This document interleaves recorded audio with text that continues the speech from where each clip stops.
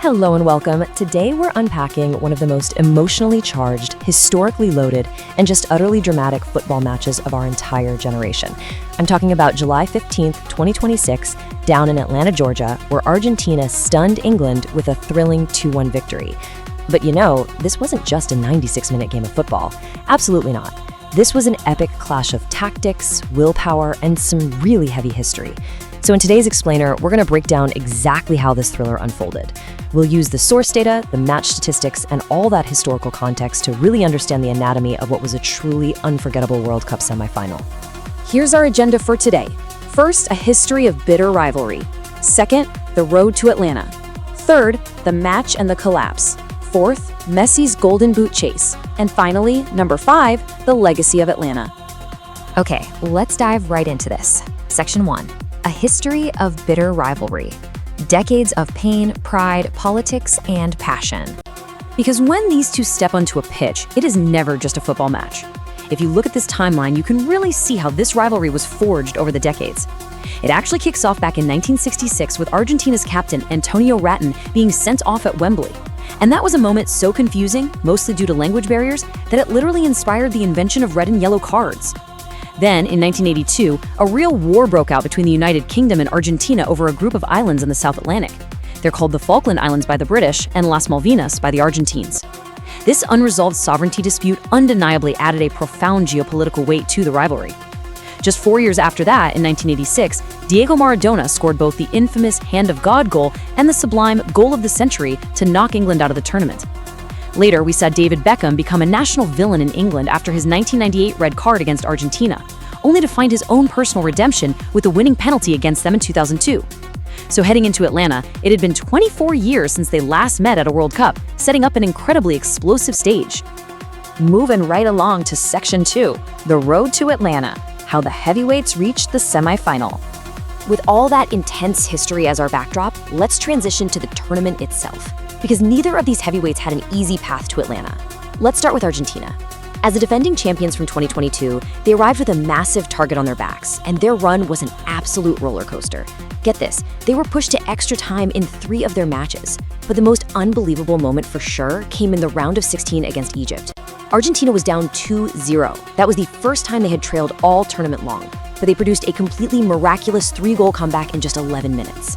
And amidst all this chaos, Lionel Messi was just casually rewriting the history books, scoring his 21st career World Cup goal to become the outright highest scorer in the tournament's history. Basically, they established a very clear pattern. No matter how desperate the situation, Argentina always found a way to survive.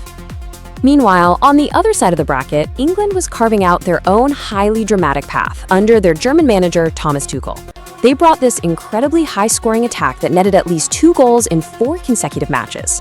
They survived a really thrilling 3-2 victory over co-host Mexico, and they actually required some absolute extra-time magic from Jude Bellingham to get past a Norway side that was, well, hampered by a sickness bug to Erling Haaland. So heading into Atlanta, England were actually the slight betting favorites because of that incredible attacking depth, even despite some lingering questions about fatigue and an arm injury for Jordan Henderson. All right, Section 3, the match and the collapse. Tactics, goals, and a shocking retreat. Let's slow things down a bit and get into the actual 96 minutes. Now, what's really interesting about this slide is the fascinating tactical battle that defined this match right from kickoff. Thomas Tuchel set England up in a 4-2-3-1 formation, but notably, he completely dispensed with natural attacking width on the left side. Conversely, Argentina's manager, Lionel Scaloni, set up in a 4-4-2, deliberately utilizing Giuliano Simeone, yes, the son of Diego Simeone, to provide genuine attacking width down the right flank. This created an immediate glaring contrast in how these two teams plan to exploit the edges of the pitch. And you know what? For the first hour, Tuchel's plan worked beautifully in what was a highly physical, combative game. In the 55th minute, it all clicked for England. Harry Kane, dropping deep like he so often does, played a trademark diagonal pass. It found Morgan Rogers, who was actually making his very first start of the tournament, and Rogers delivered an inch-perfect cross. Anthony Gordon rose up at the back post and just smashed it home. 1-0 England. It was a brilliant team goal, and honestly, it felt like England had one foot in the World Cup final. But here is where the entire story of the match turns. Stung by that goal, Argentina surged forward. They hit the post, they forced incredible saves from Jordan Pickford, and sensing that mounting danger, Tuchel made a fateful decision. he sacrificed his midfield control to switch to a defensive back five formation. He actually explained this later to the BBC, saying, "Too many gaps, we were far too open." Basically, he wanted to shore up the defense and just protect that one-goal lead. And that leads us to this staggering statistic, 12%. From the very moment Tuchel switched to a back five to defend the lead, all the way until Argentina's stoppage time winner, England held just 12% possession of the football.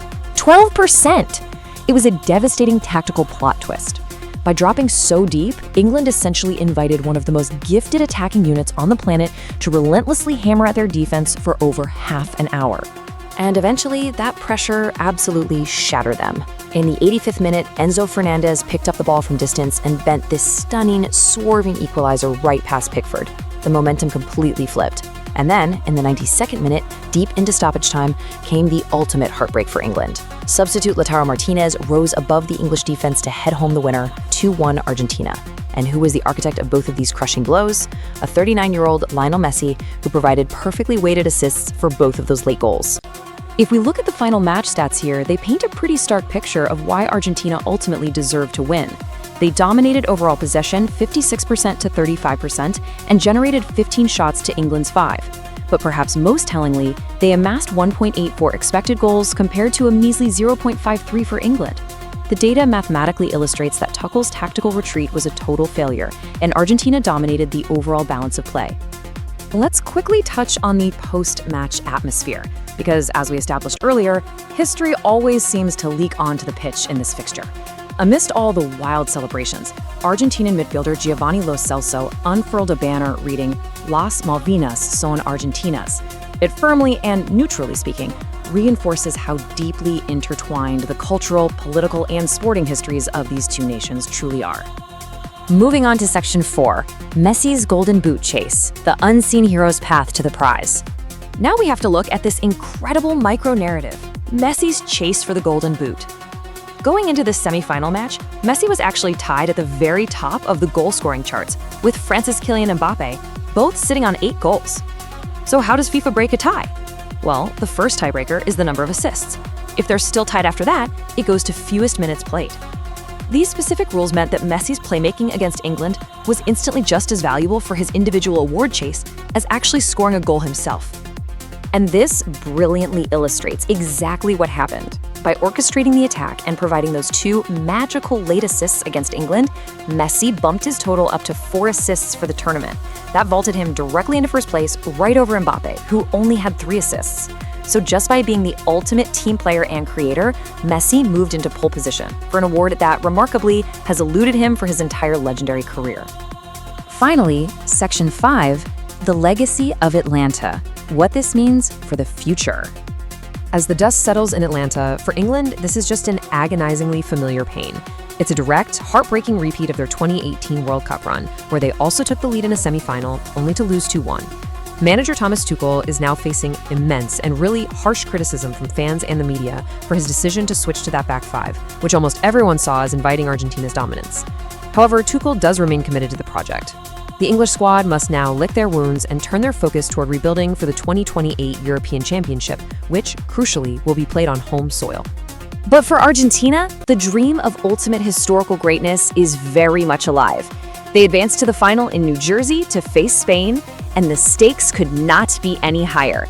They're seeking to become the first team to win back-to-back World Cup titles since Brazil did it way back in 1958 and 1962. To put that into perspective, that is a 64-year gap in history they're trying to bridge. And of course, it sets up an absolutely legendary potential finale for Lionel Messi, as he looks to bow out of the World Cup stage by lifting the trophy one last time. This match had absolutely everything, didn't it? It was a tactical masterclass, a story of immense resilience, and a really heavy new chapter in a decades-old rivalry. So I'll leave you with this final thought as we wrap up today's explainer. Will this incredible momentum carry Argentina to a historic back-to-back championship, or will the ghosts of that 12% possession in Atlanta haunt Thomas Tuchel and England all the way to 2028? Thank you so much for learning with me today. Keep exploring, keep analyzing, and I'll catch you in the next explainer.